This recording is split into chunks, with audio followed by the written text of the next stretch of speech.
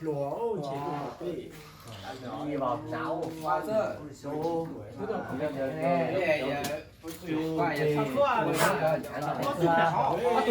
hello anh em nhá. Hôm nay anh em ra sớm nấu tiếp trên bạn anh em nhé. Tăng cứu chọn xe lợn Tết nha anh em nhá.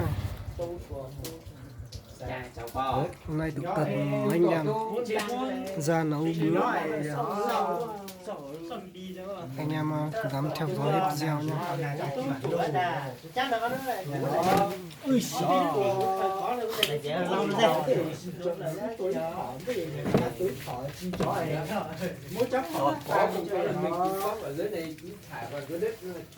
Lợn hôm qua mổ nhá.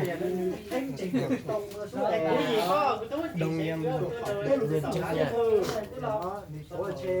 anh kia đang cần cái đầu nhá.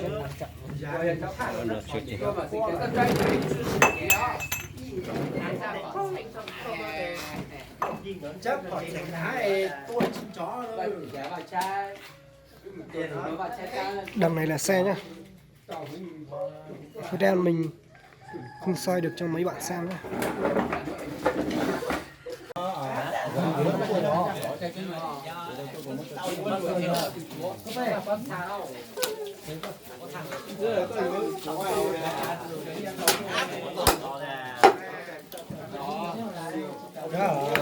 có tên bố cho nó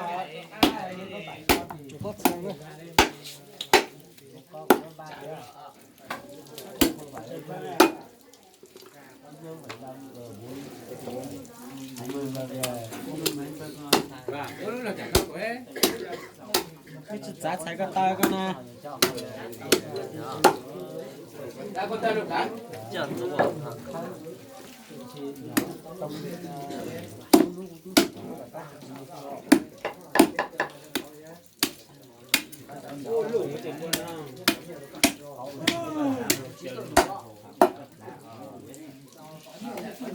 cái giờ đó được cá sả sao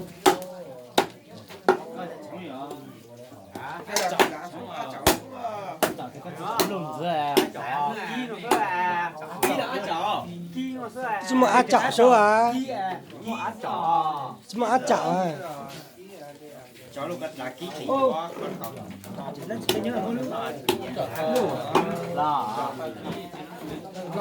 chó con cắt nó át chảo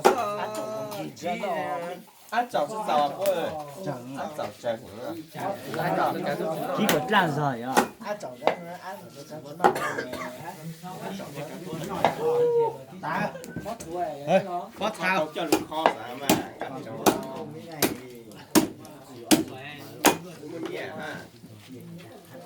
cho coi thì kho nó là cá này sao kho quá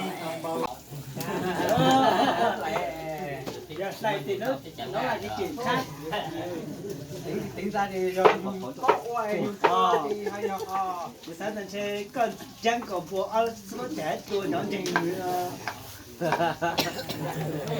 coi chơi con có tác có thứ hảo không có tác có thứ hảo không lúc đi à lại mà lặng đồ lo này lúc chút lần lúc tặng cỡ thế thì nói chuyện gì ông cũng biết ca ông và không như thế ông cũng phải thầy kéo là ông mở tao cũng biết ca ông nói là cái nào đâu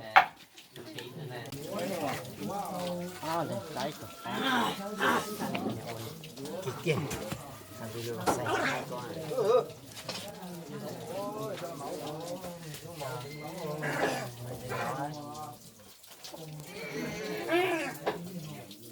dao ra họ ra thái máu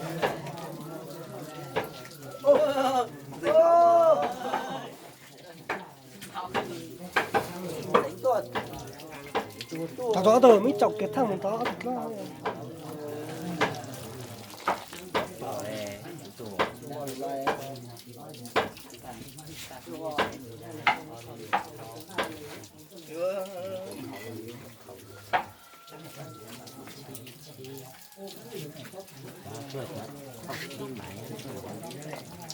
Chú lo.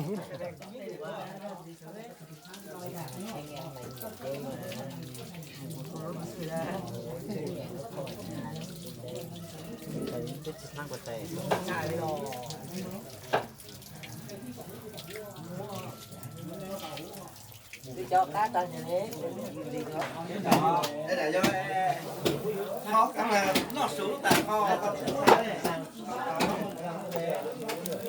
ra cái món này để ăn nóng thôi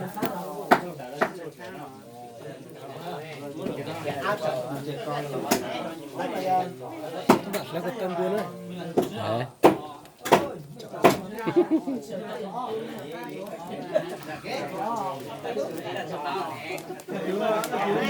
Để tôi mua một cái chậu đấy.